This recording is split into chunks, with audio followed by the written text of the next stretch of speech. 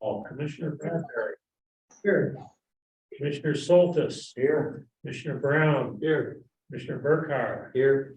Commissioner Snodgrass, Here and Commissioner Jordan is excused. is excused, okay?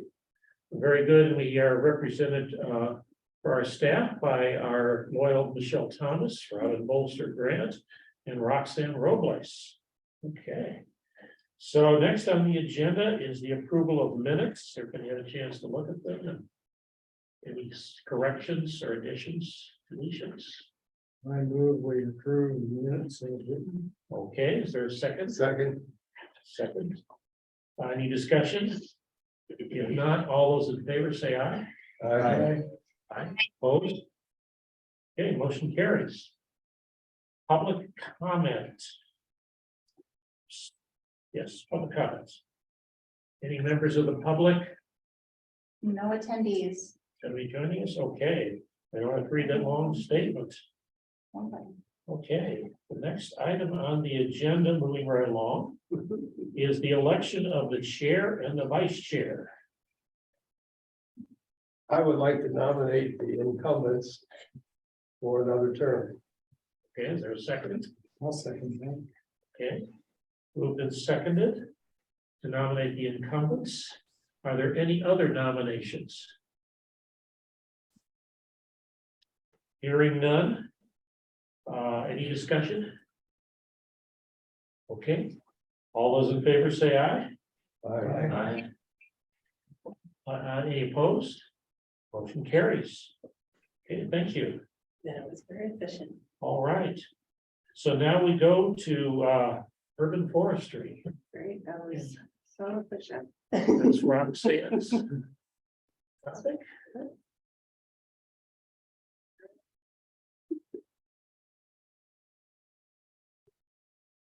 All right. Looks like we can all see that. All right, so we're discussing the urban forestry management plan. This is building on what we discussed in December, giving kind of an update to the progress that we've made so far. So, you know, we previously talked about the council priorities around urban forestry, what urban forestry is, and the upcoming components to the UFMP Urban Forestry Management Plan. So we have these four plan components, the program review, we are getting that buttoned up. We had that submitted in December, had revisions, and the revisions are being incorporated, so the final draft is in progress.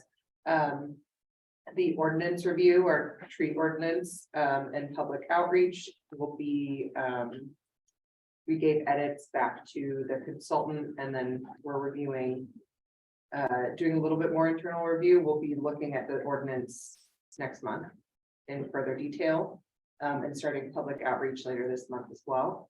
Can I ask a couple of questions on that? Yeah. In terms of the definition, could you just go over the definition again of what urban forestry Oh, urban forestry. will mean in Gig Harbor, I guess? Um, And then the follow-up to that is, what does the ordinance provide for? These are great questions. So urban forestry is the management of our public trees. So that's planning for reforestation after development or natural disasters, stuff like that. And then also planning for the long-term maintenance of existing urban canopy. Well, that's the point that confuses me. We're talking about urban tree, or, urban trees. Mhm. And reforestation, after development. Would that reforestation be only on public lands?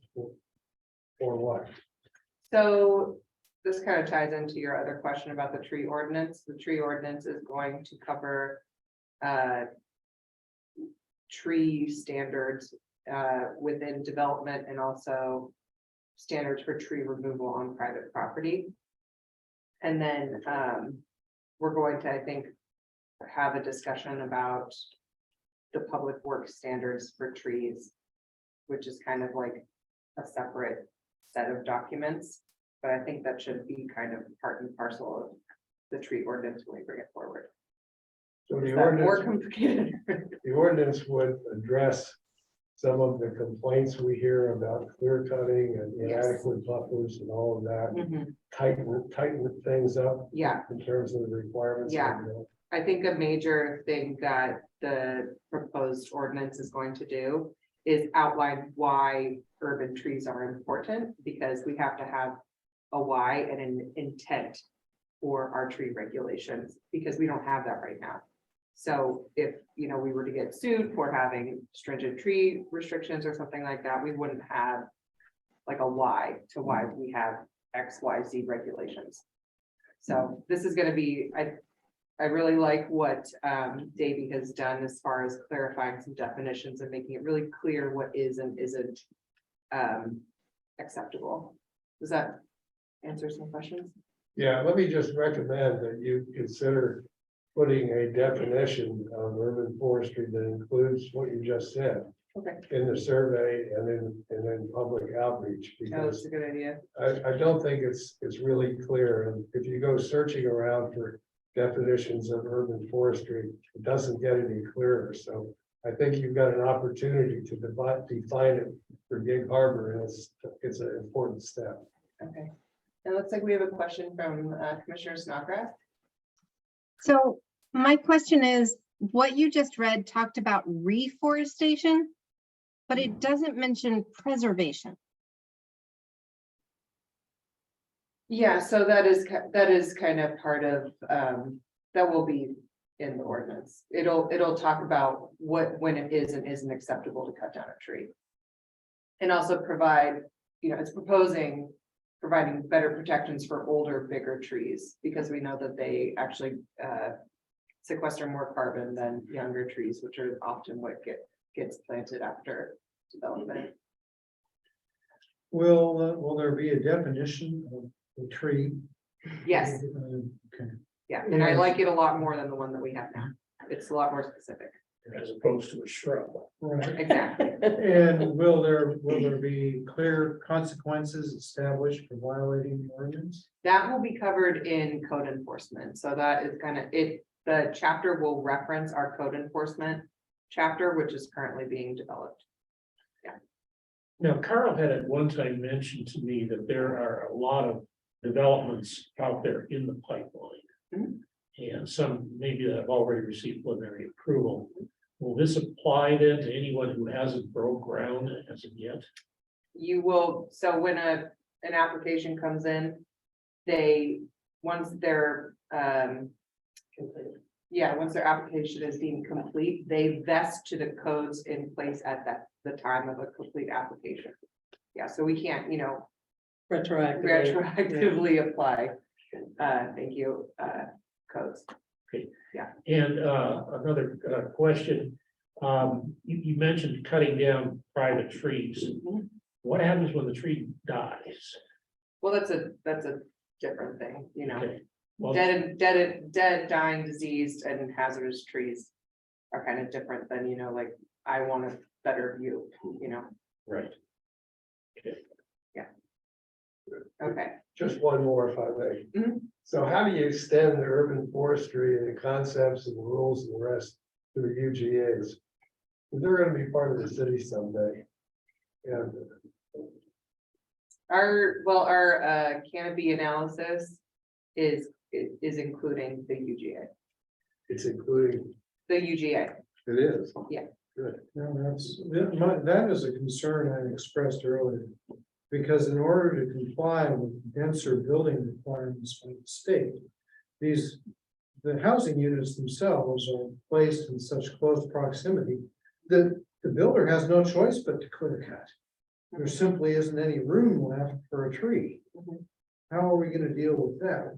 I mean, we could Well, we also have, pursue urban forestry when state requirements require more dense building. there's also zoning solutions to this, allowing homes that are denser than, you know, one lot or one home per lot. So one structure. Yeah, With same footprint for a single family dwelling can also be Versus- divided into. you know, 4 or Well, 5. that isn't very helpful when you have a 6,000 square foot lot.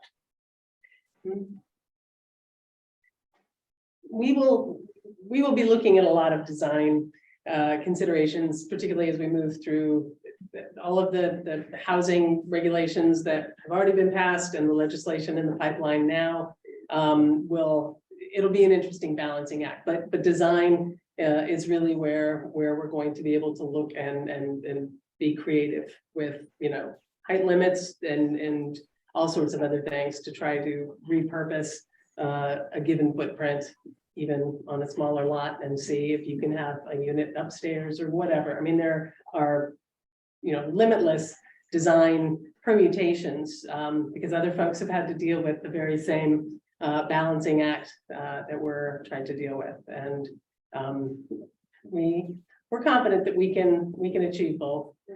We just have to have more teeth and an ordinance that gives us a better tool when it comes to enforcement and reviewing new projects. We just need better language that gives us the tools that we need. But it is a balancing act. Yeah. I agree. Commissioner Snodgrass? Oh, I was just going to say that, very similar to what you guys were saying. That's why I was nodding. There are concepts like clustering that put, when somebody wants to build a development, they put more of the houses in a certain area, so it leaves a bigger chunk of the area they own for trees and preservation of trees.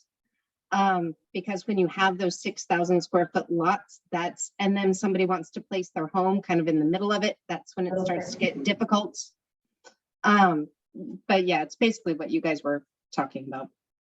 It's part of the, better for the sustainability of the tree than have a couple spindly ones around And habitat as well. Right, better habitat. Right, and that's also part of the legislation. What they're talking about in Olympia right now is to limit, which you can be on either side, but limit the degree that we can require certain setbacks. So, you may be able to put a structure, to one side of the parcel instead of right smack in the middle, dividing up the canopy.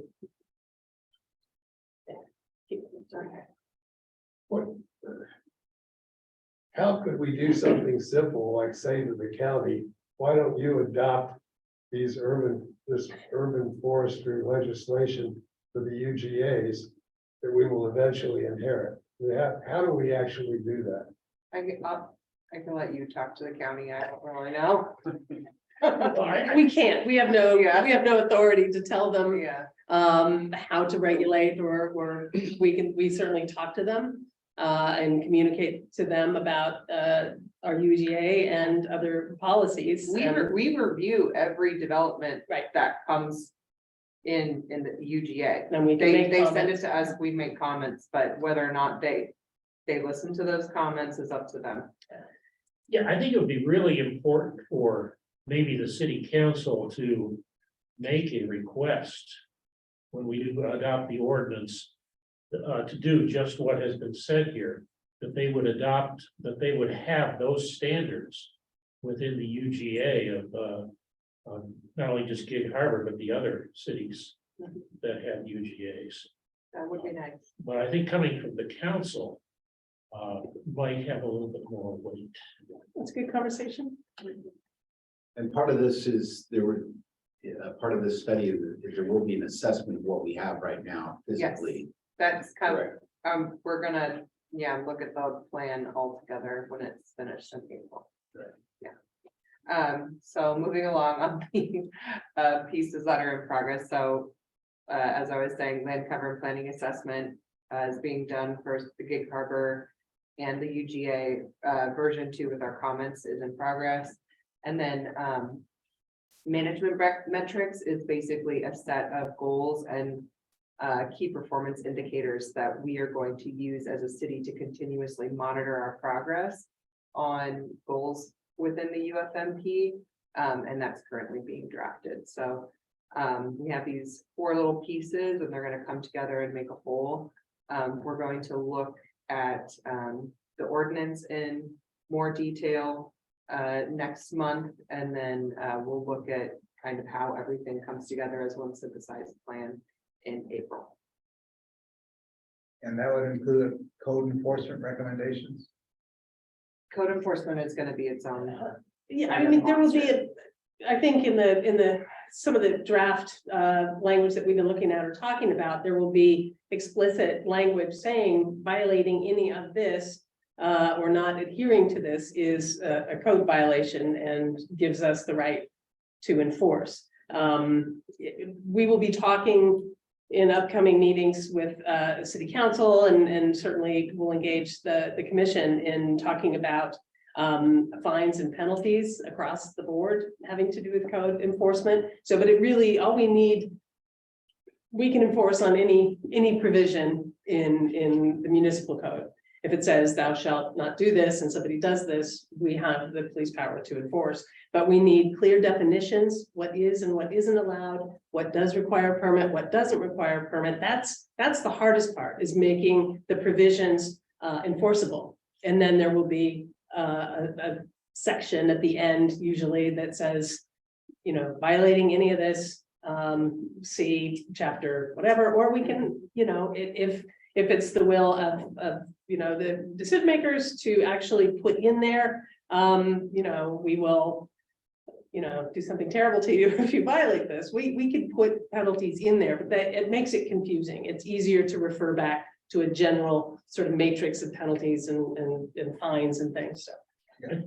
But Is we're it looking your at that, intent- everybody's concerned about that. No, Is it your intent to include a provision to permit, say, a private resident taking down a tree so that you can determine whether or not, for example, it's diseased?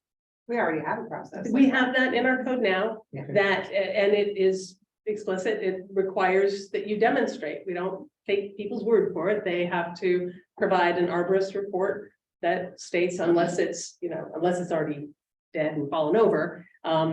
You know, we have a threshold that it has to be a certified arborist attesting to the condition of the tree.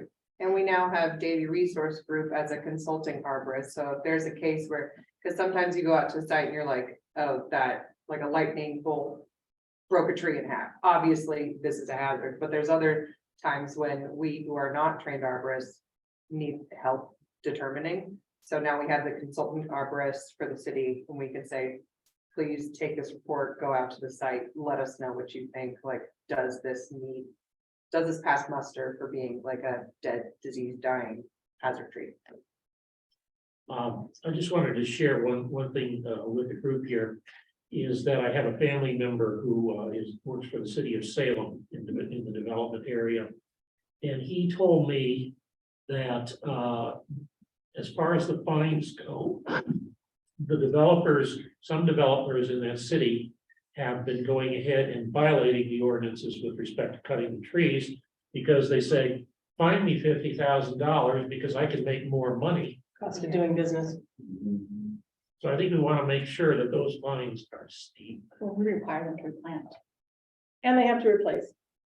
Okay. If they take, yeah, and in some cases, maybe at a higher ratio than just 1-to-1. Yeah. Right, so the end result has to benefit the environment and all the attributes of our forest. We have that now. If you remove a tree that isn't in your plan to remove during development, you have to plant at 1.5 inch diameter, the trees that were removed, but there isn't like a fine associated with it. So they're not just planting little twigs, so.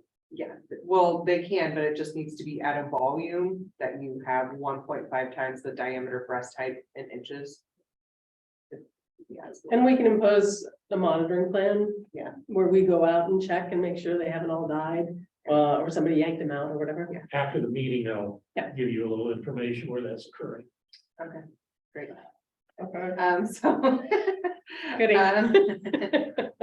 So today I'm It's gonna be covering our public outreach and engagement plan. And I'm hoping to get some feedback from you all on the questions for the survey. We can talk about how we move through that in a second. And then also an updated deliverable and meeting schedule, just so you know what's coming. So public outreach methods, we already have a project webpage, and we will have the online survey on the webpage. We're also going to distribute postcard mailers with a QR code, so folks can just scan it, take the survey, and go about their day. We have the Gigabyte newsletter and city social media like Facebook, also the mayor's podcast, and then we'll also be using partner organizations like the Chamber of Commerce, Harbor History Museum, Harbor Wild Watch to distribute through their newsletters, so we can reach as many people as possible. And then, of course, we have public meetings where folks can come and talk to us about urban forestry as needed. Yeah, now, as far as our role in all of this, yeah, do you want us, some of us, to come to some of the public meetings as planning commission members and be there for people to? Oh, by public meetings, I mean like these types of public meetings. Okay, Yeah, we won't be having additional public meetings for the. I think it's really hard to conduct outreach where folks have to come to you. So it's much easier, I think, to get folks to participate if you're giving them the tools to do it on their own time. I was attended before I was on the commission, some meetings on transportation. And I believe they were probably held in this room. It was very well attended. Okay. Oh, I should have said the council chamber, sorry. It's nice. Yeah, there was a fair amount of people there, so. We also don't have a huge outreach budget for this project in Okay. particular. Because I think you have a lot of environmental consciousness in the city. And I think those people wouldn't turn out. The cutting down of trees is something you hear about consistently. So Getting the, I would think it would generate some interest. you're right. I noted in those comprehensive plan proposals, there are all these meeting rooms filled with happy people engaging in community public outreach, and it looks so wonderful. And I wonder what city that might have been. Maybe it happens, but maybe a 10,000 person city. I'm hopeful that that would be the case, that we'd see people here come out, but it's an option though. I mean, I wouldn't necessarily, I know it's probably a little expensive to hold a face-to-face meeting, but maybe we don't take it off the table until we know for sure that it's not one of the good options. Because the city website, I'm thinking the Facebook page, Right. is there anything else? Do they do Instagram or any of the other things that the young people really use? They do have Instagram and Twitter, but it's not super active. Right. Because we don't have. We a- don't have, We don't have a right, tourism Laura, person anymore. yeah. We lost our staff person who was, and Josh and Tiffany have filled in. And so we are active on Facebook, and that is certainly one of the tools that we will be using for all of this, for our comp plan outreach, as well as all of the other big plans that we have rolling out. But we're gonna be, we're gonna have to be creative to come up with other ways of reaching people. And sometimes that's reaching, the community-based organizations, folks like you who are embedded in our community and pillars of the community to get people to show up for the issues that they care about. So we reach out to the chamber, to the downtown association, to all of the different organizations, the service organizations, schools, and try to get some energy going. But we can always use your phone. There is a site that is local. It's called Nextdoor. Yeah. And I had to quash a really crazy rumor that the city was going to build a homeless shelter. And there were all these people that were fired up over this, Yeah. and it wasn't true. It can be a double-edged kind of. But I mean, if we get the right information out there. Yes, at least, links and, meeting places and times and things like that. Absolutely, that patch, some of the other sort of online news sources. Yeah, Nextdoor, I have some weird stories about Yeah, random stuff on Nextdoor. yes, It's like, I follow it. yeah, But the other I thing do that too. has come out there Mhm. with some frequency is concern about a lot of trees being cut down and developed. we hear it a lot, just What do you expect to get out of the survey? Why the survey? You know what, why don't we talk about the survey? Get going, Roxanne. Come on. Yeah. The priorities of the survey, are to understand the public's value. This is what I'm trying to get out of the survey. Understand the public's value of willingness to invest, the value of and, the invest in public trees.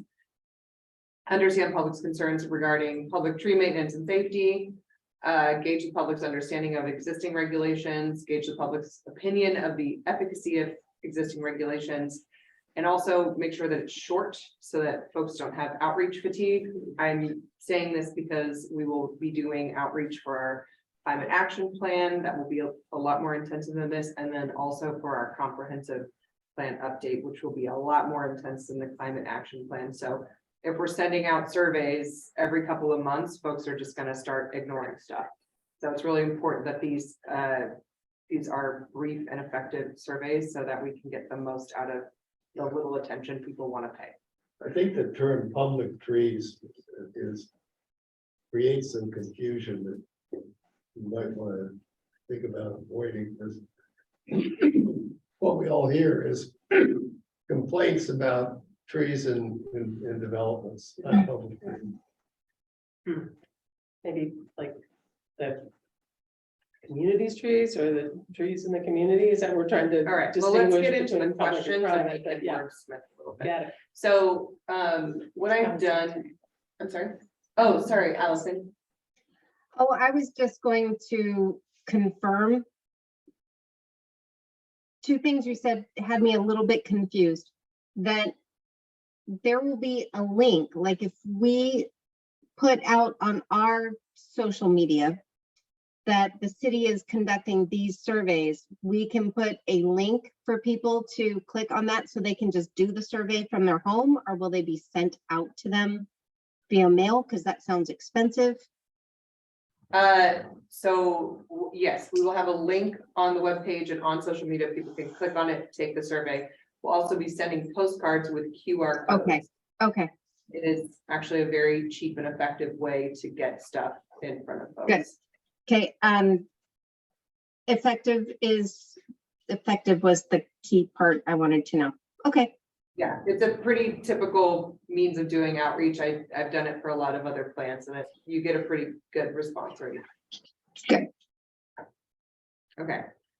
So what I've done is I think I have like 11 different questions and I put them each on a separate slide. We can, go one by one. I also put the questions on the survey questions on the handout that you got for this. So do you all want to go one by one and really pick them apart, or do we want to like go through and catch the flavor of the questions and just kind of talk about it as we have thoughts? Let's do the latter. Okay, great.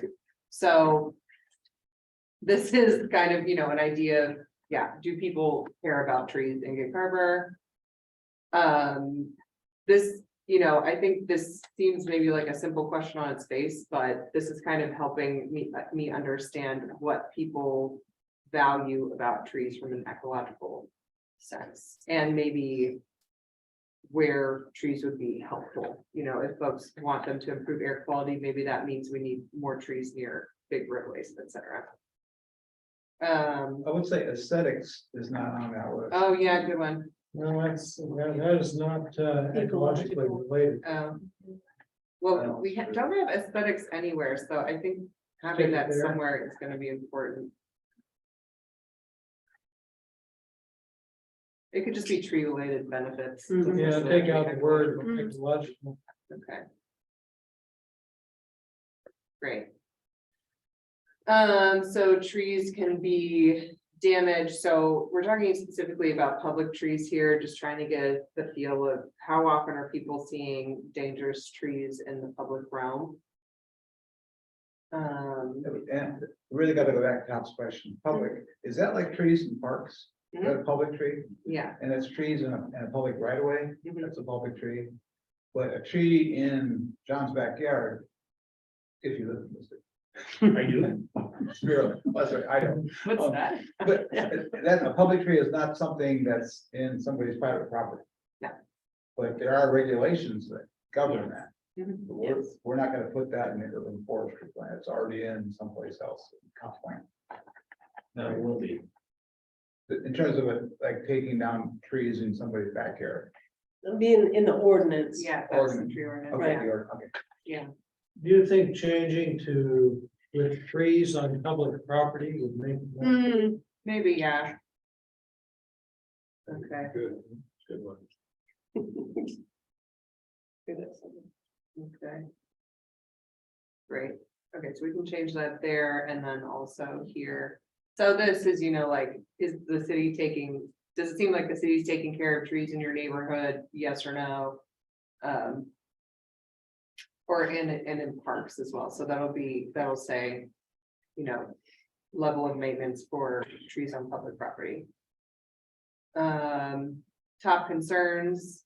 So this includes healthy trees being removed from development, canopy loss, habitat loss. And also, the aesthetic things on private property. More, maybe we should have trees planted on public property. But I think it's kind of self-evident. Well, I guess shopping centers and commercial areas that is a public property and, maybe I'll just take the public out of that. Common spaces. Yeah, okay, Yeah, public spaces. yeah, Okay. We'll wordsmith that a bit. make it Yeah. out there.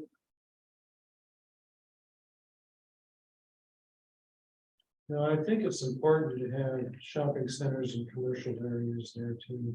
Because definitely. when those commercial areas are interspersed and when what is actually public property. So this kind of helps us understand if folks want to learn more about trees and, to what degree they would want to engage with it. If someone's willing to come to a seminar or workshop, that probably means that they're really into trees versus, I'll click on an online video and watch it while I'm washing the dishes or whatever, that's a very different level of engagement.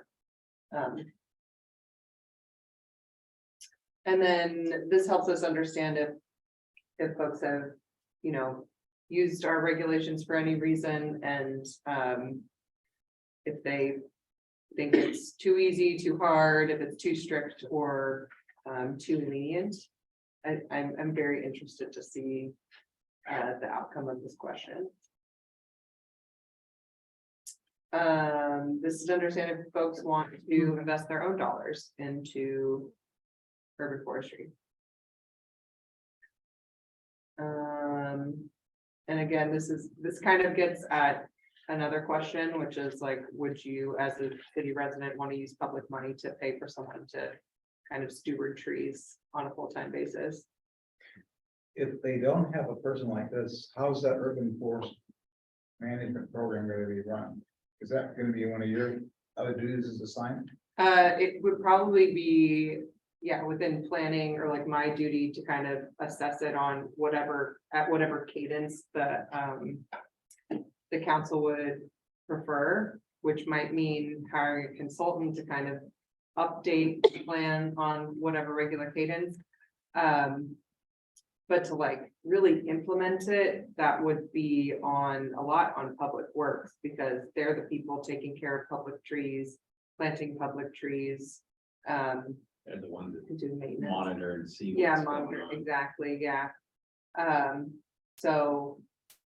If we're trying to like kind of up our game as far as urban forestry, but we still have the same number of people, same level of resources, it'll be.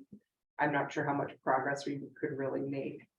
But that's just for, like public trees. I think the tree ordinance and looking at development and private property owners and making sure that they're taking care of and preserving trees is going to go a long way as well.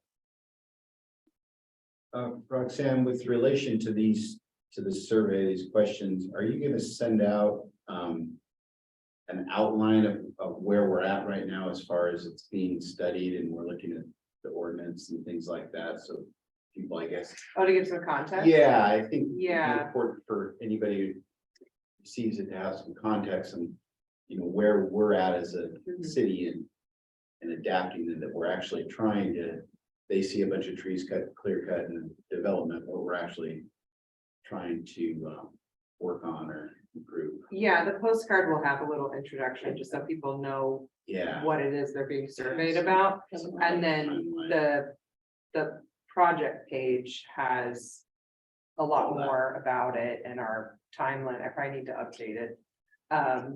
That has a timeline, everything that's going on and what to expect. Mhm. Yeah. Yeah, it's kind of the reason that they're being asked these questions. Yeah. Full of their response. Yeah, great point. An observation, Roxanne, serving as a point of contact is somewhat wimpy. I think staff arborists will be much more than just a point of contact. They will be working on with preservation. Yeah. And I would suggest there's something a little bit more beefier there Mhm. that, Staff devoted full time to addressing these issues. Yeah. something like that. Yeah. Cause it's like urban forestry planning. That person, if they would be hired, they would have a pretty full-time job. Yeah, outreach. I think, right? Urban Maintenance. forestry stewardship or something. Yeah. Right. Good point. That's why we need you guys here. Okay. And then just two demographic questions. What's your age? And your relationship to Gig Harbor's urban forest, but Gig Harbor, why are you in Gig Harbor? So, just trying to understand where folks are coming from. Would anybody receive this, postcard who was a frequent visitor? Isn't this just gonna go to residents? Yeah, but they could still click on it, you know, if they get it, the Harbor Wild Watch newsletter and they click on it. Gotcha. Yeah, Okay. stuff like that. Cause we do care about how our visitors, what our visitors think about our urban forest. I think that's my last slide. Well, do you want to know whether they were in the UGA versus the city? Oh. Is that? You may not know. Yeah. It is surprising What how did you- many calls we get from folks asking about regulations and it turns out they're not in the city limits. Okay. It's not a bad question, we just Yeah. don't know what our response rate would be that's accurate. Yeah, exactly. You know, I don't know how germane it would be. I mean, we're gonna be gathering information about people who participate inside the city limits that don't live inside the city limits. So I think their opinions would be helpful. Yeah, absolutely. How many responses do you think you need for a valid, useful survey? I don't know. Usually the response rate for a public survey like this is anywhere from like 20 to 30%. So, I'm astonished. I don't know. oh, really? Yeah, it's not high. Last one I looked at, response rate, the Gig Harbor survey of 8%. I was gonna say single digits is what I've seen, Oh. but it depends. Okay, Depends so on yeah, what that it's plan low, looks like, so I don't know, I think there's around 3,000 households and a few hundred businesses that the postcard would go to. And then as far as newsletter distribution, I'm not super sure, excuse me. This is a hot topic. We might do well with that. Yeah, that's how you get people to participate, make it controversial or popular, for sure. yeah. Picture of chainsaws on the front of the postcard. Kidding. But Maybe it's careful listening in. just line through it. Right, something Something provocative. so just the timeline, so you all know what we're getting into, because I'm gonna be kind of ramping up our focus on the urban forestry management plan and then also the climate action plan. We'll give a brief update on that. So here today, February 2nd, gonna try and launch the public survey by the 13th, depending on our outreach folks kind of workload. Have it open for 30 days, so close it on March 3rd. And then, you didn't count that right. Yeah. Less Seems short. days. That seems a little compressed. That's okay. Yeah. That's- A draft, Yeah, that's why I put the asterisk, it's approximate. approximate. Very So, next month, we're going to take a first look at the tree ordinance and kind of ask some bigger questions about it. We'll come back 2 weeks after that and look at it in more detail with some of the revisions from our first look. And then by the 13th, depending on our consultants' timeline, we'll be able to have 2 study sessions on the plan itself, and then start getting that to council, depending on what y'all think. Our consultant so far has been like either on or ahead of their deadlines, so yeah, I'm hopeful that we'll be able to look at it in April. Do they do the whole outreach effort themselves, or do they work in collaboration with somebody here at the city? For this project, since we had like a tight budget, we're just doing I'm managing the outreach. Yeah. We have like a bigger outreach budget for the climate action plan, but and the comprehensive plan, but for this project, it's, yeah, definitely smaller. Good thing we got you. Yeah. Commissioner Snodgrass? Is there any overlap between urban forestry and climate action? Yeah, pretty much. Okay. They're completely. It seems we're gonna like be there kinda had to be. leapfrogging. But yeah, I was just curious if we can incorporate some of the urban forestry into the climate action since there's more budget for that. Yeah, That's yeah. Well, the climate action plan is just gonna cover so many more things. That it's, I think forestry land use is naturally going to fall into it. The urban forestry management plan is just like very, very focused compared to a lot of the other kinds of planning efforts we do here at the city. Right, and we can then roll in a lot of this conversation into our update. Which may, depending on timing, but eventually should have, it's an optional element at this point from the Commerce, Department of Commerce standpoint, but there is a climate mitigation and resilience element that we'll see if we can get our arms around, but at a minimum, we can revamp our environment element in the interim. So it should show up in multiple places, and we will be able to revisit when we do outreach on some of these other pieces of our big plan. So, yeah, and a quick update on the climate action plan. We have a consultant, Cascadia Group. Yeah, Cascadia. They're working on getting together like draft strategies right now. The greenhouse gas inventory is in progress. And I should have more of an update for you at the March 2nd meeting. And then we're gonna kind of they're gonna leapfrog, these projects are gonna leapfrog each other a little bit, so like.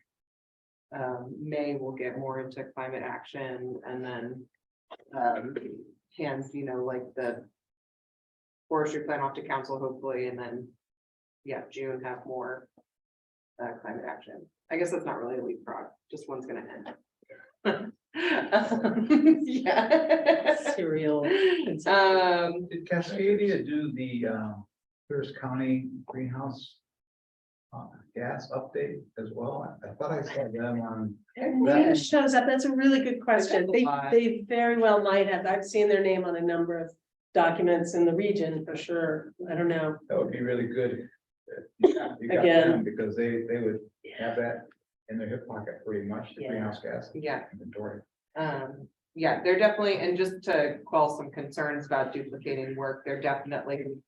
I see all the emails going out. They're doing a lot of outreach to folks that already have data. They're definitely not duplicating work in that regard. I know that was a concern from the CCC PAC.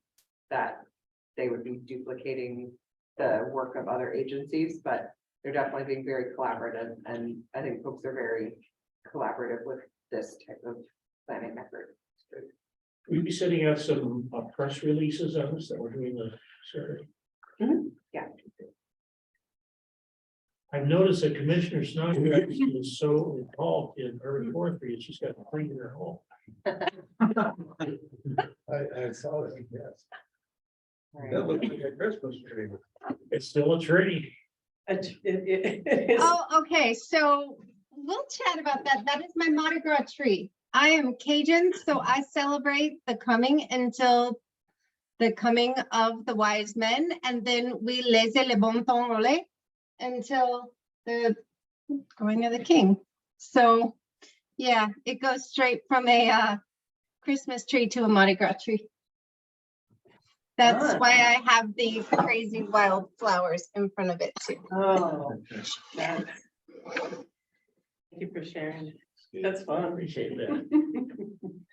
Don't go picking on my Mardi Gras tree.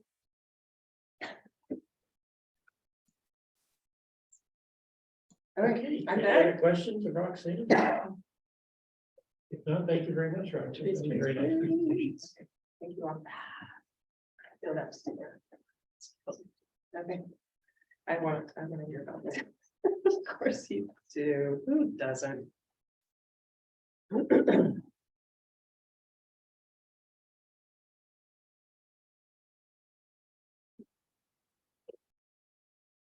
It's me, I'm It's you. thinking. All right, all You're up. right. Let me share my screen. As always, I am shamed by my very, very remedial design skills when it comes to presentations. I think I might I'm a have. millennial and I went to design. She's a millennial and she went to design school. I'm going to use that to make myself feel better.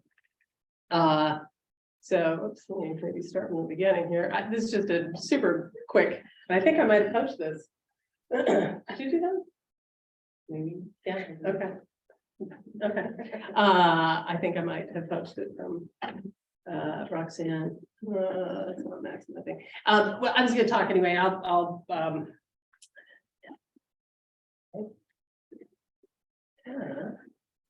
use the shortcuts. There you go. Okay. Not a lot of slides, honestly, because the bulk of my discussion, you've seen it's 15 to 20 pages, double-sided, I think, of the checklist that came from the Department of Commerce. So, you know, we've been talking about the comp plan update for months.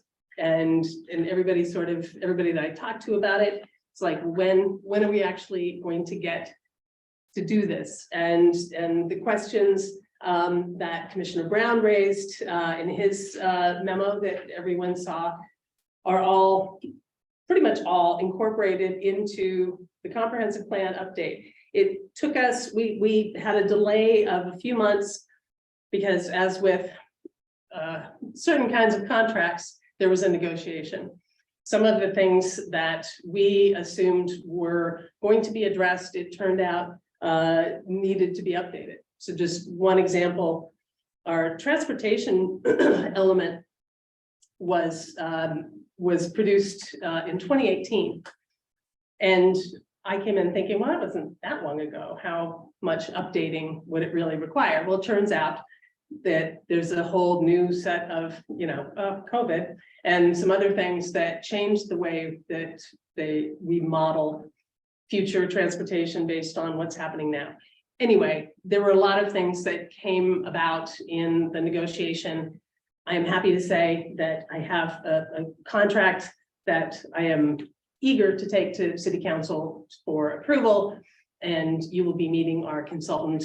If not the next meeting, then the meeting after that. So I encourage you to think of questions and things that you want to ask the consultants about a range of their time frame, how they envision public participation. Because unlike what Roxanne has had to deal with, we have a pretty robust budget, and commerce requires huge amount of public participation. The comp plan is the vision of the community, how we see ourselves, moving forward. And so it derives from how our citizens, folks that work here, folks that visit, to the extent that they are participating. But the public participation will be robust. And when the ink is dry on the contract, I promise you will get the full the full Monty on what public participation will be, and we will be counting on you to help us in that effort every step of the way. So, and some of this is review, but the comprehensive plan, the update used to be on a 10-year schedule. Now it's on an 8-year schedule that must be completed by December 31st, 2024. So we have a little less than 2 years now to complete a full update. And the update potentially includes all 13 elements. Now, not all of those are required elements in our comprehensive plan. There are 8 that are required under the Growth Management Act. And the others are optional. We'll take a look at some of those, like environment.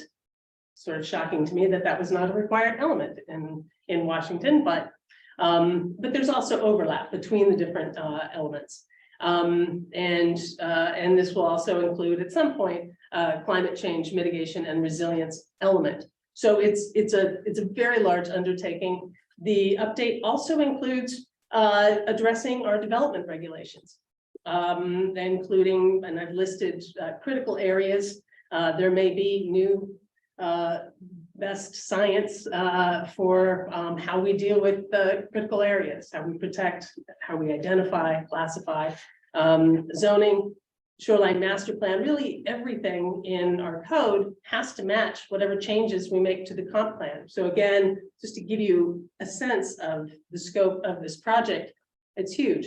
And then the update must include, and I'll say it again and again, public participation. So the checklist is it's put out by the Department of Commerce.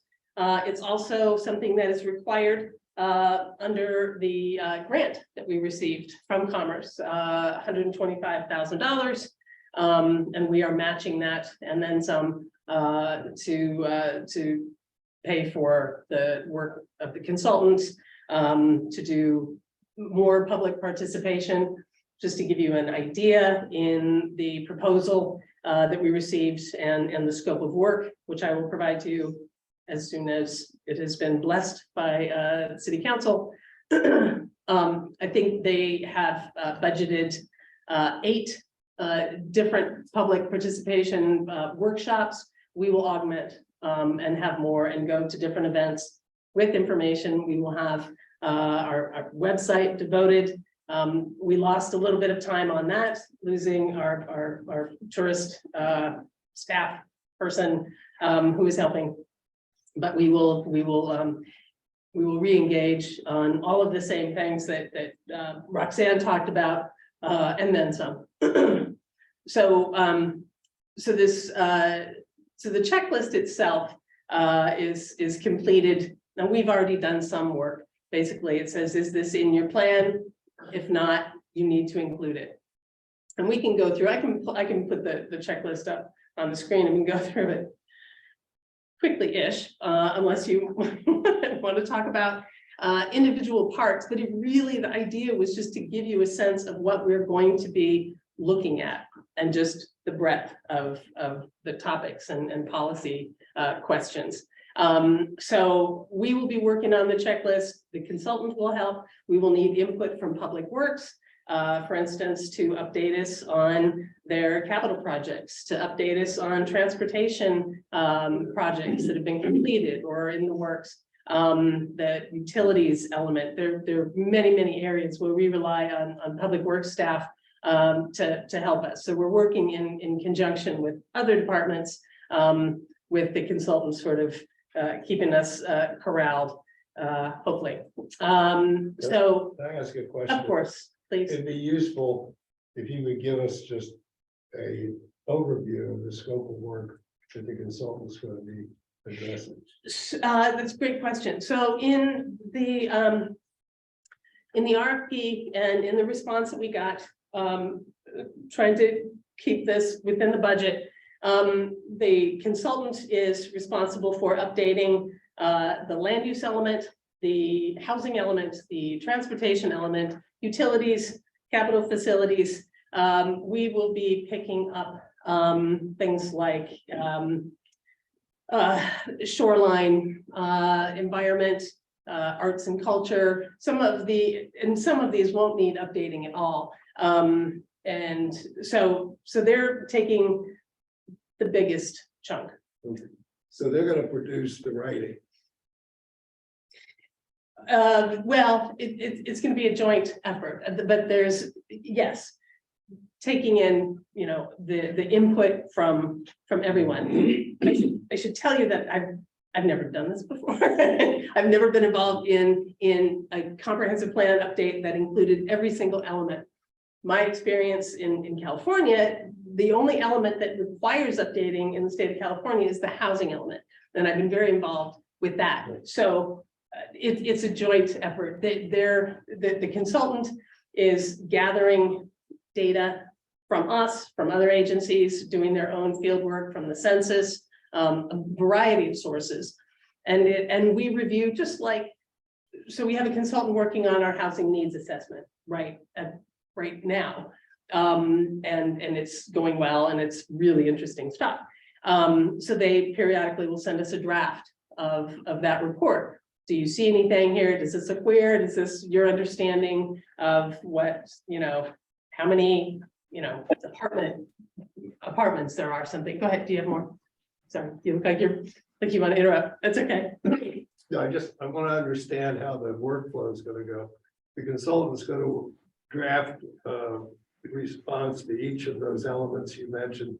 Then will we see the draft? Is that where we get involved, or what? I would like, so I have to sit down with them. We have to have them under contract. So, and we've already had some preliminary conversations, but I envision coming back to your commission saying, yeah, this is, you know, these are maybe it's just an outline. Maybe it's, this is what we got back from this public outreach event that we held. These were the results, you know, pretty much, you know, like you're seeing from Roxanne, these are the questions. I mean, it's not going to be everything because it's just too big, but the big stuff, like the things that I think we're all concerned with, housing, transportation, you know, you're going to see it at different stages.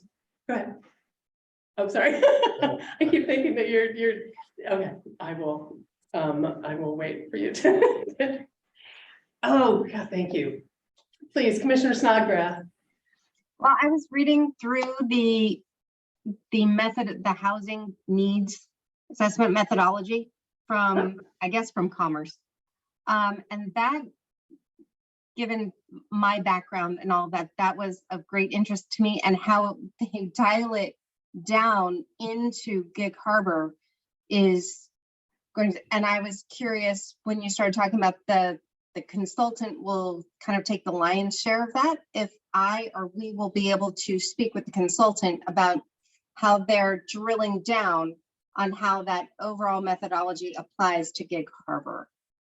Absolutely, and it's a challenge, particularly with housing when you're talking about projections, because we have numbers coming from all over the place, right? We have, and this is getting off topic a little bit, it's just on housing, but you've got, I mean, the census data just dropped not that long ago. We have projections that come from a very kind of rough, you know, proportionate kind of, Yes, you know, here's exactly. what the county says. Oh, and Gig Harbor has, you know, X% of the population, so they get, no. And they're they not- apply a not a straight blanket line, percentage on the AMI levels of housing that should apply. And we have this bridge, this toll bridge that creates this geographical and well, it's not zoning exactly, but this financial barrier for people. So it changes our calculus a little bit, but I don't know to what extent we're going to be able to adjust. Well, what I'd like to do, and I can't wait to have everybody look at the housing needs assessment once. We need to talk to Pierce County. Again, I'm sort of a little segue, because Pierce County is doing, like I said, kind of a straight line.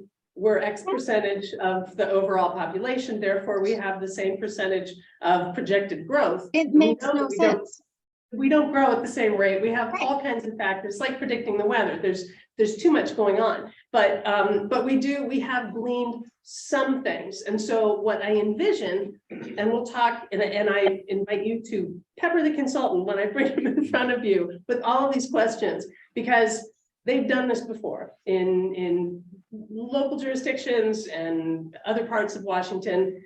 They know Gig Harbor very well, and they can speak to how they're going to reach people, how they're going to gather the data, how they're going to make sure that that your commission is part and parcel of that, because that is part of your charge, right? To make sure that that we're sticking to the comp plan and that we're not going off and sticking to the Growth Management Act. So I want you to hit them with all these questions, and you'll have several opportunities, and you'll also have an opportunity to talk to our consultants who's working on the housing needs assessment as well. Like I said, there's a little bit of a delay because we are at odds a bit with Pierce County right now and how they've come up with the allocation that's not broken down yet cleanly by income level. So there's a little bit more number crunching to do on that, but I take your point, and what I would like to do is to take that, use that as a starting point, and then when we go out into the community, we can sort of, you know, does this make sense to you, kind of a thing, you know, see if we can truth check some of these assumptions a little bit. We'll see.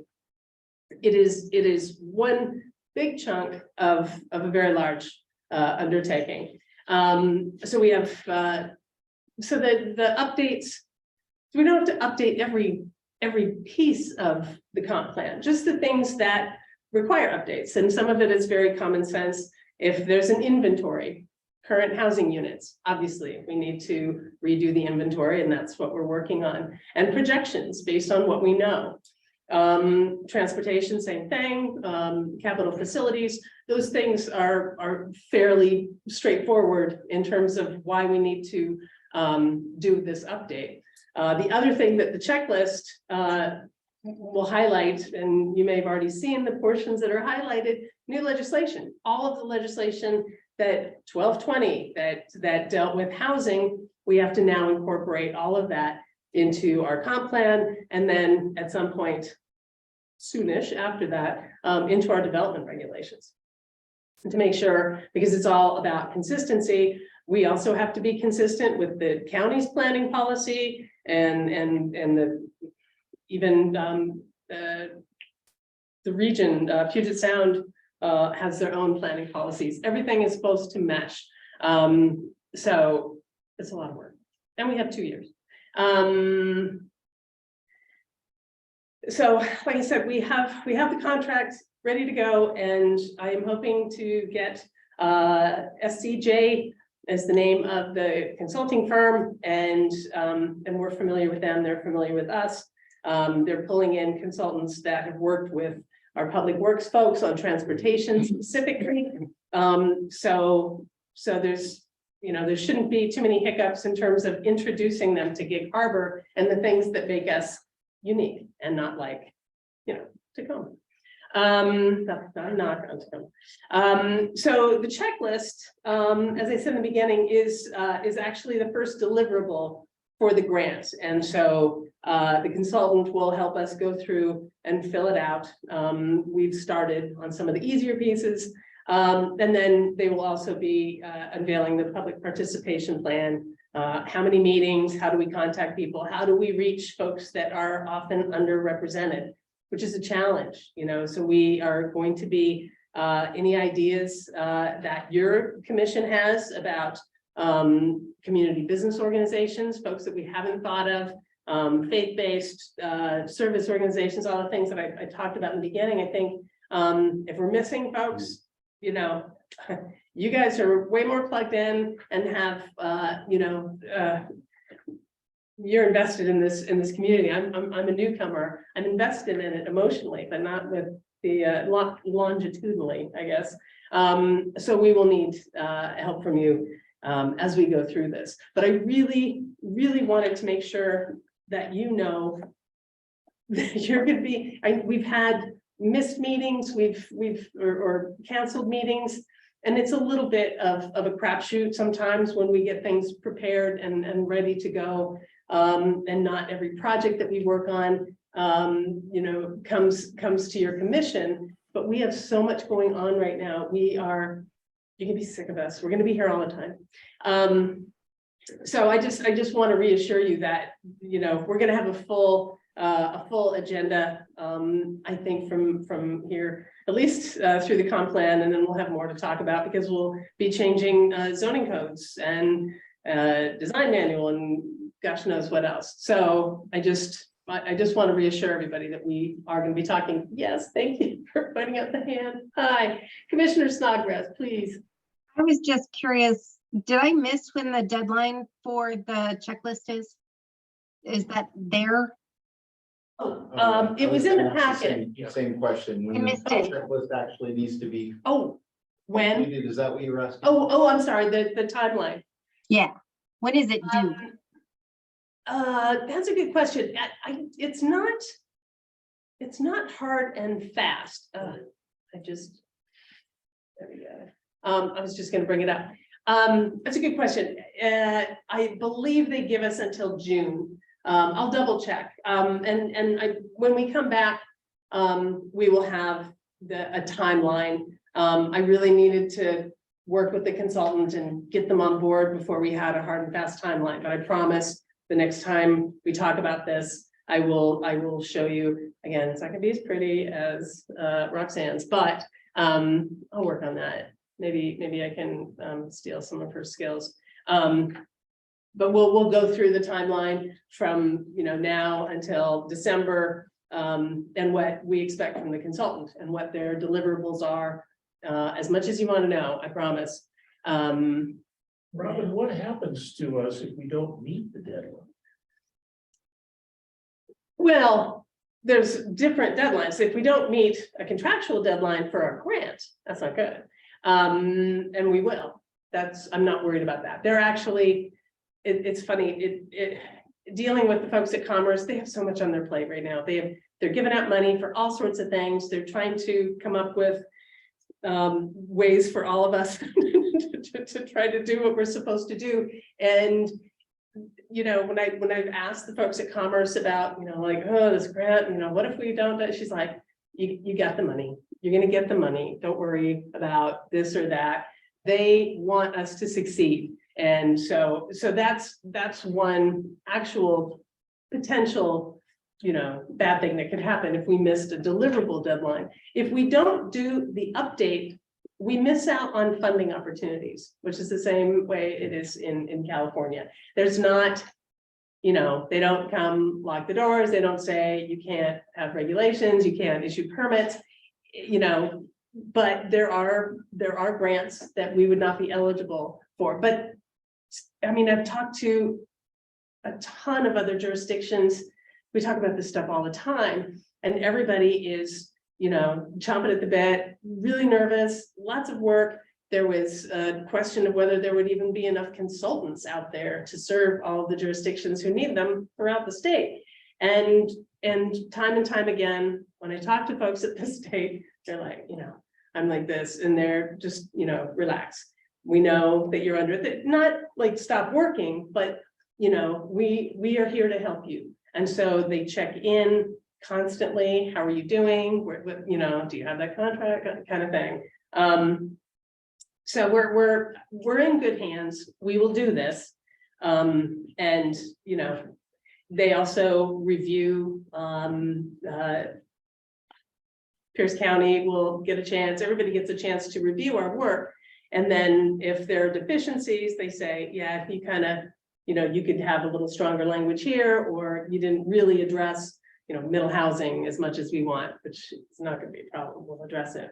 So there's a lot of grace given to understaffing, resource constraints that all, especially small jurisdictions, are under. So it's not a heavy hammer, but we want to do it because we want to inform the community that we care about what they care about, right? Our charter is to make sure that the folks out there know that we're doing our best to incorporate their concerns about trees, about parks, about roundabouts, about whatever, right? Affordable housing.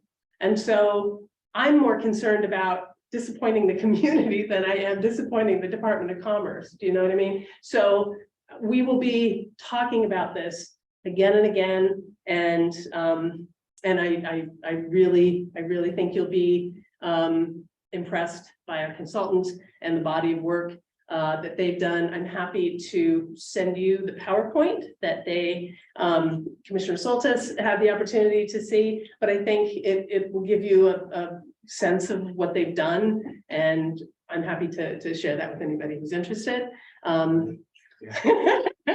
Pretty much everybody, I'm thinking, so you can see who we're going to be dealing with and know that we're in good hands, but we have an obligation on our end, you know, to make sure that our folks out there see us.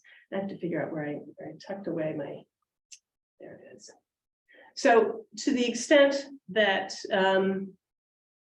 yeah, okay, maybe I'll share it instead, just open it. To the extent that you want, I'm happy to go through the checklist to touch on different areas. I really just wanted to give you kind of a sense of the scope, but if there's anything in there that you want me, how about new share? Sorry.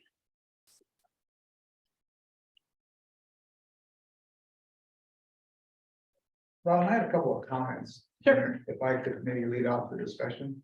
Please. Part of it. Because I looked through the whole list and I don't think we necessarily need to do every single page. of Okay. this, But that's my opinion, John. I feel the same way.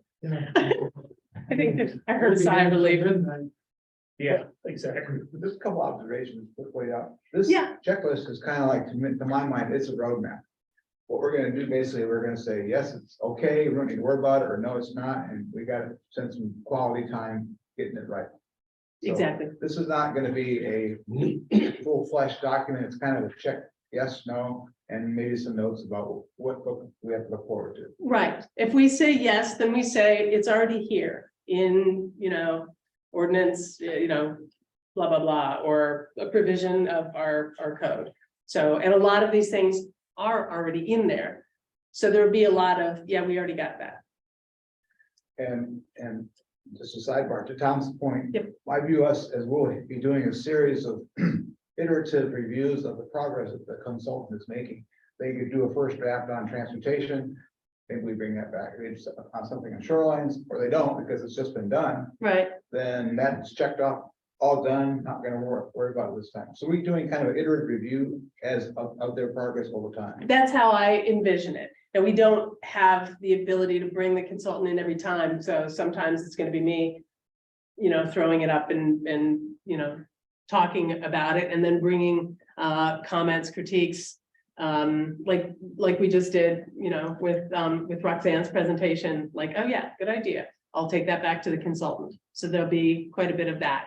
But every now and then I want them to be here to explain methodology or something that maybe doesn't make sense that, you know, I'm not easily able to answer. You know, we'll bring in public works folks who can talk about modeling, because I am not a transportation engineer and I am not a good spokesperson for that particular topic. The other thing was the consistency question as part of the checklist. Is the consultant going to be looking for consistency across the parts that they do as well as the parts that city staff do? That's a really, really good question. I think they are primarily responsible for their elements. I will be leaning on them to at least ask the question, but I think for most of the, I will say lesser elements, although they're all important, as we know, it's not going to be as heavy a lift, because particularly the optional elements, you know, there's not an issue with consistency with, you know, county planning policies and because it's optional. So it really is, they're going to be doing the heavy lifting, but I will be turning to them and looking over their shoulder to see, you know, how they go about doing that. Do you pull up, you know, here's Pierce County, here's us. Yeah, that looks pretty good. You know, I have some learning to do as well on this. So I will be depending on them. as a potential user of the plan, I would hope it would be read consistent from every section through, not all of a sudden you're in this. You're jarred because here's a brand new format. Oh my God, what did they just paste that together for crying out loud? Anyway, that's my overall. concern. That has been communicated to me, to Carl, well, I mean, we've talked about it a ton. That right now, we have some good policies in our comprehensive plan for anybody who's gone through and read through as much as you can, but it's not great. There are no visuals. There's nothing to sort of draw you in. It's not a readable document. It's not something that you're going to take home and leave on the bedside stand. And I have seen, again, turning to my design, quasi-professional here, graphics are what draw people in. I want a comprehensive plan that people actually want to read, and not just, for a project, but to look at, okay, well, this is the trend of, this is our population trend. This is how many, single family dwellings we have versus multifamily dwellings. This here says that only 4% of the people that work here live here. That's interesting. That has come out of our housing needs assessment. That speaks volume. That tells a story. I want people to be able to look at why we have the policies we do, have the context for them, and not just, boring page after page after page of text, but to tell a story and to reflect how people see Gig Harbor and how they want to see it in the future for their kids, right? That's my goal. And I think we have folks that we've communicated that to them. They understand that it's going to be uniform. It's hard to know what to do. If you've ever tried to read our transportation element, that's kind of a chore. There's a lot of just tables and numbers and stuff that are not discernible by most folks, but there should be maybe an executive summary or something that really tells a story that is not just for engineers or, policy wonks like us, but the folks out there who live and work here. Do you have any examples of a good one that you've seen? Actually, there are, yeah. I'm happy to share. Okay. Yeah, I there, would be interested. Curious. I'm happy to provide examples of things that, plans that I think are really compelling, and I'll share. Great. I won't name names yet. All right, fair enough. You can delete it. Yeah, black out little redaction. Redaction. Protect the innocent. No, actually, I always get I do like a weird dyslexic thing. MRSC or MSRC? Municipal Research and Services. MRSC. Yeah. Great. If you haven't spent time, you should. And I can send you the link because they have examples of all of this. They have examples of housing needs assessments, they have examples of comp plans, they have examples of all sorts of things. So I will make a note for folks who have not. I'm only providing something that I have experience with because I've had to do a lot of work in downtown Olympia. Downtown Olympia did a downtown Olympia, the downtown strategy plan. And it's actually really good. They used a lot of renderings. They used a lot of just tables that summarized, this is how much office space is projected to be needed. This is how much retail space is expected to be needed. These are how many housing units of these kind of particular types that are expected to be needed. And so those are given to you in these little boxes that are easy to read. And the renderings of how they envision all of these things fitting together. They give people pictures. It's fairly easy to read, and they make sure they give pictures of the setbacks and all of those things, and what a second and third story setback looks like compared to first story. They did a pretty good job, all things considered, of blending the projections and the renderings and how it all fits together. The design stuff, keep going, sorry. Oh, I just said, and it's local. It's Yeah, nice, nice. Yeah, man, I mean, pictures do tell 1,000 words and it, we need more graphics in, not just our comp plan, but portions of our code. I mean, there are just a lot of things that we talk about a lot, and it's just prioritizing how to get to them, but this is the Kickstarter, the sort of, you know, crucible where all of these other things will flow, changes to, again, you know, design manual or yeah, just how you again demonstrate, illustrate yeah, what height, what different housing types look like that aren't necessarily as scary as they may sound. Design will play a huge role in the final product and in how we represent it to the public. So again, I'm happy to scroll through or look at certain areas if you haven't had a chance, but I you know, if you've got it there and if you have specific questions, I guess I would say if you don't necessarily want to discuss them here tonight, you know, think about when the consultant comes in, and if there, you know, any things that, you know, how do you do this? You know, whatever questions pop up, please please don't hold back.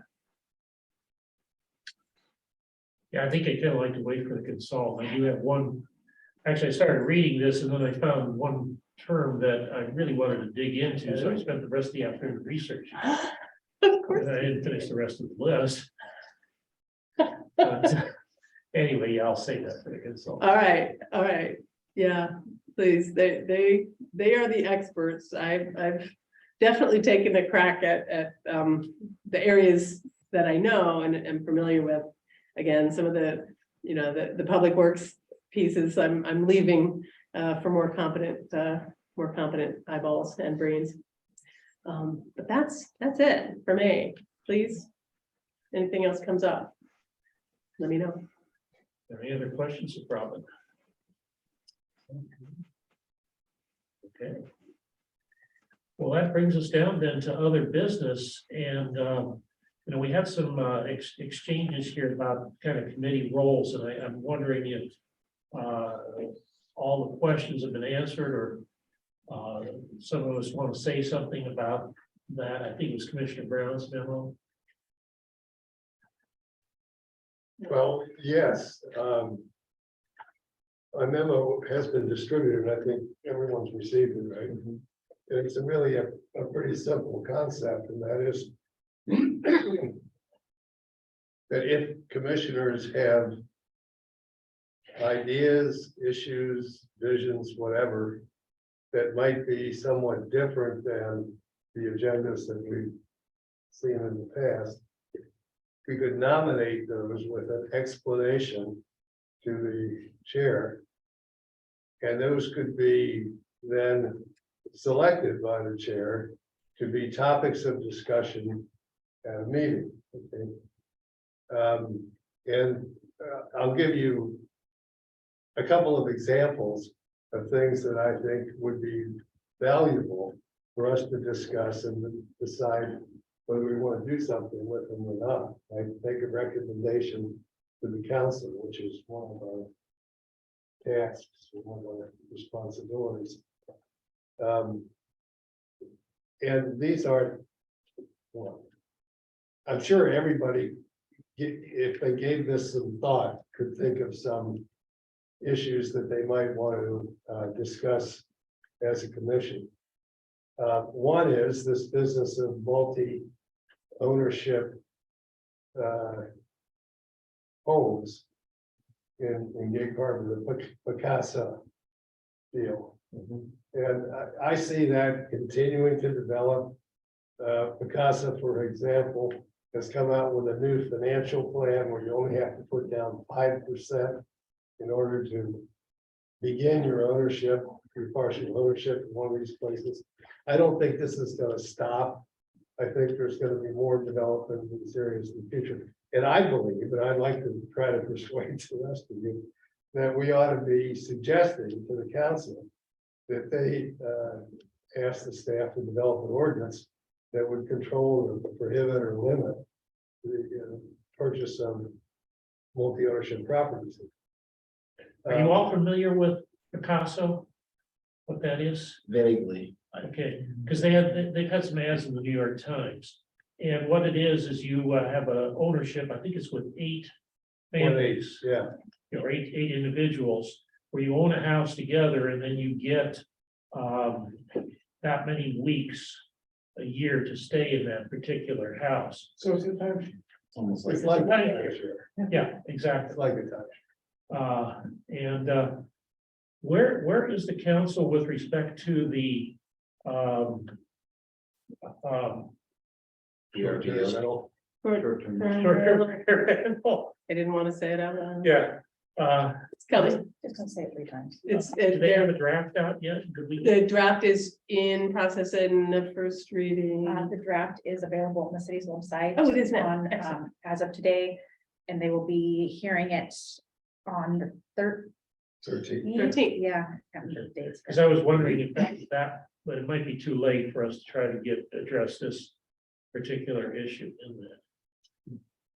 I don't know that it's kind of, Meet that it's definition. not super related, I think, to the text right now, but I mean, And I think maybe, the comment about that being a timeshare might be something that would be of interest to the council, just regulation of the whole issue of timeshares. Yeah, well, multi-owner Yeah, residential property. yeah, I think council is a little bit different, because I think you get a deeded ownership with that as opposed to a timeshare. Where you really you don't have, anything. you have it, yeah. Yeah.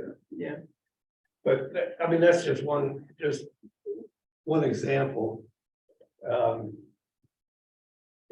I don't think I need to get into other examples necessarily, but one of the things that I've been thinking about is whether we don't have, whether it wouldn't be profitable to spend some time on some kind of visionary things like how are we going to address our affordable housing growth and other challenges of the future.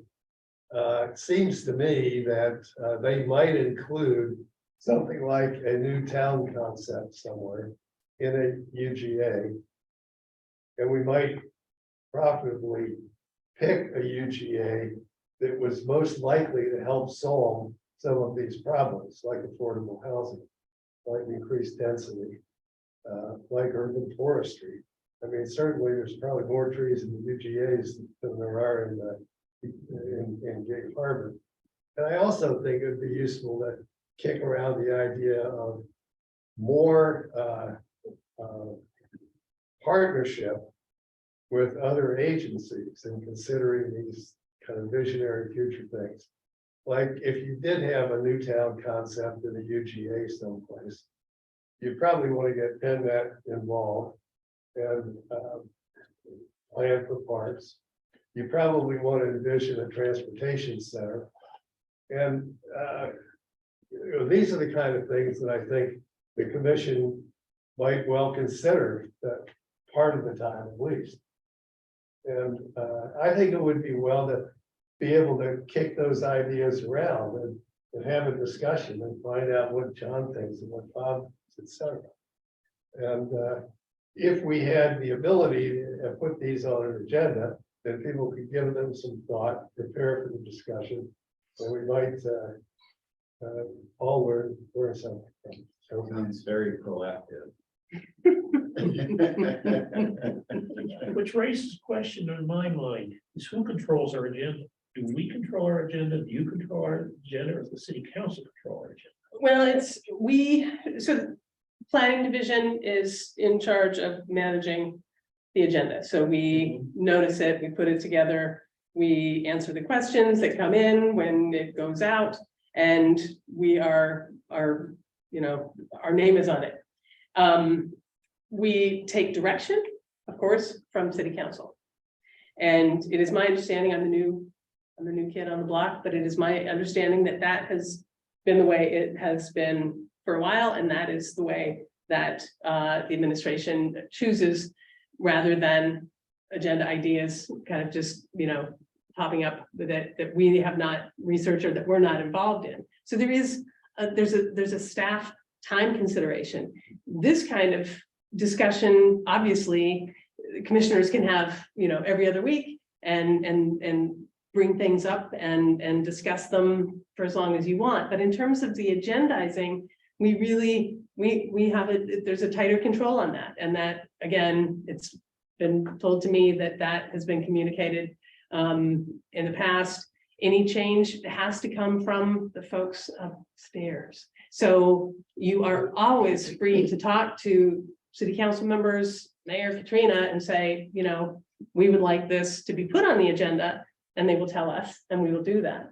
But that's, there's a little bit of a danger of sort of too many cooks in the kitchen in terms of what goes out and what we ultimately are answerable for when we put that notice out. So I'm not opposed. I'm just, I can see all of these things are great topics, and I want you to talk about them, whether it's in conjunction with the comp plan update, or if it's something completely, progressive, proactive, something that's maybe a little that hasn't been discussed. I just need to know who, how I can receive that. And I've been told that, Okay, so Yeah. if Tom has something really.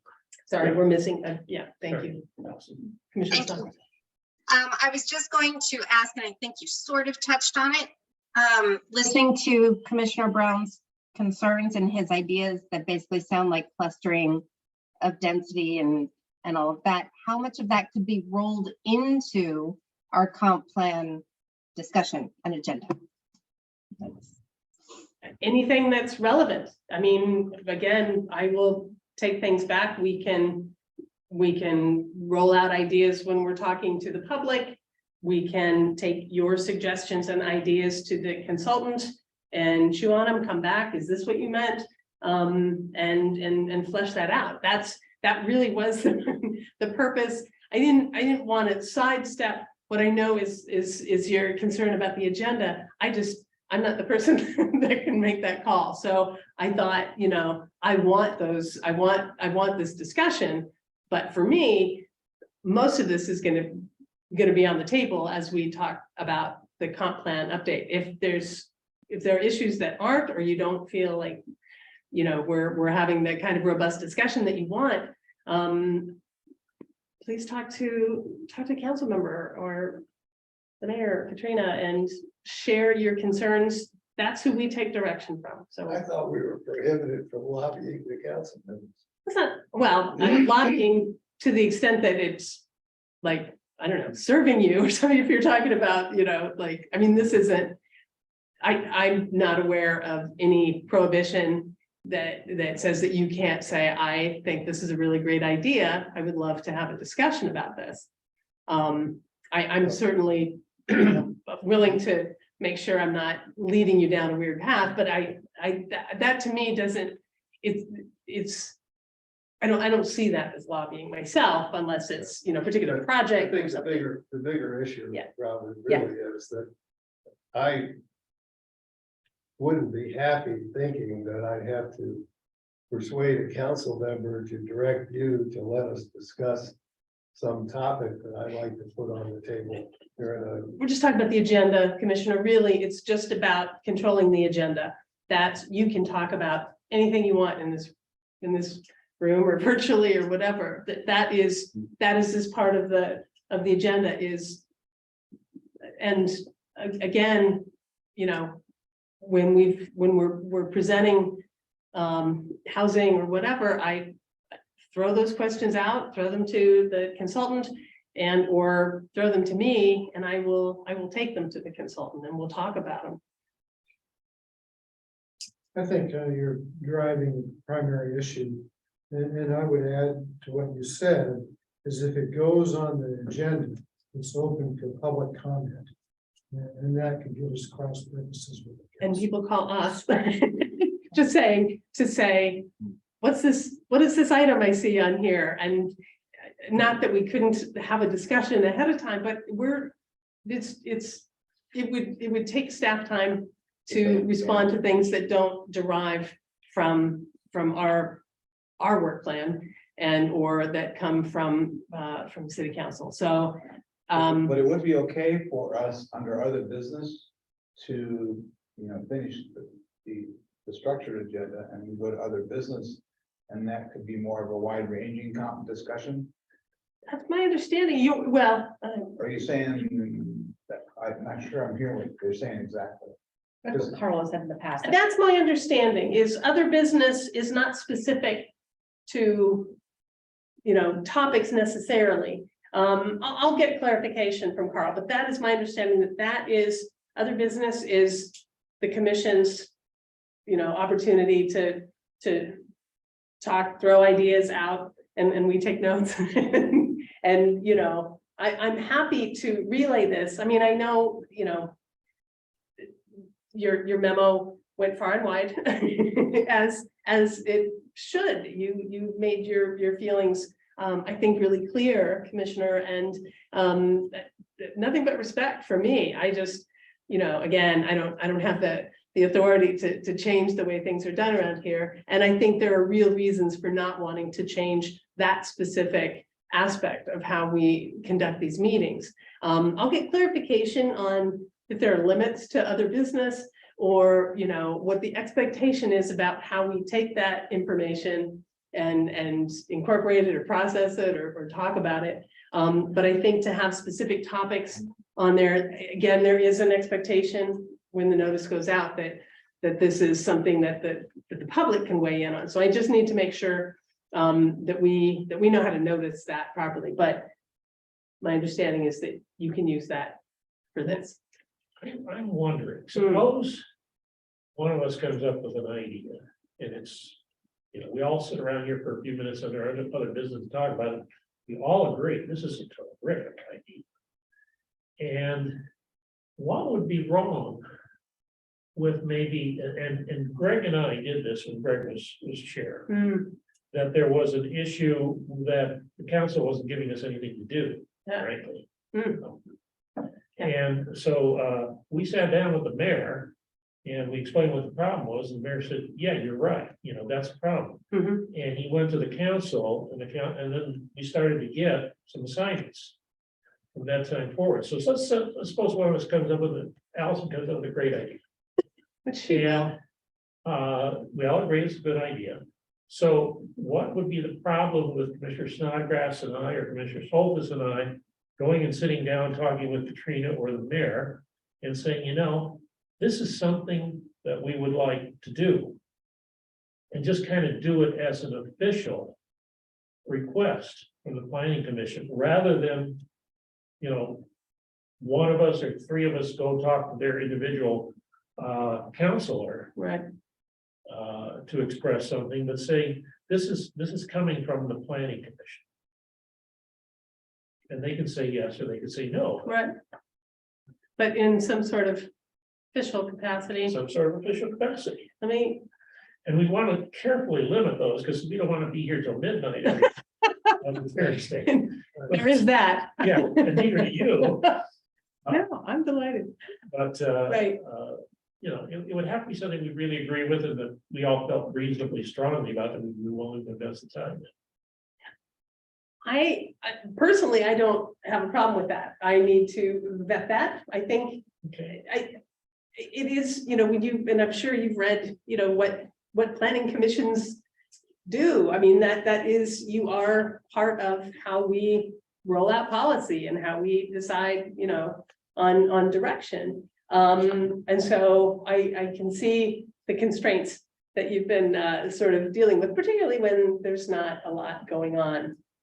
I will keep you so busy that you won't even have room for more ideas, but having said that, no. Let me float that idea. I personally don't have an issue. I think it really is mostly about what shows up on the agenda. I don't, I'd have to, open meetings and all that. We have to kind of explore and make sure that we're not talking about something that is going to likely appear, before you at some point. So there's some nuances to that, but the idea of presenting a really great idea, wherever it comes from, in a formal, official-ish capacity rather than a one-off, I think that's worth asking. So I will. And I think that would be, I think that would be the best way to go, but as I say, it would have to be something that we all felt really was willing to spend some of our time on, maybe even have a few extra meetings. Okay. Remember, Tom, Done that remember, before. there's staff components. I will just say, No, well, That- we've done that before, though. We have. Have had- you? We have had extra meetings.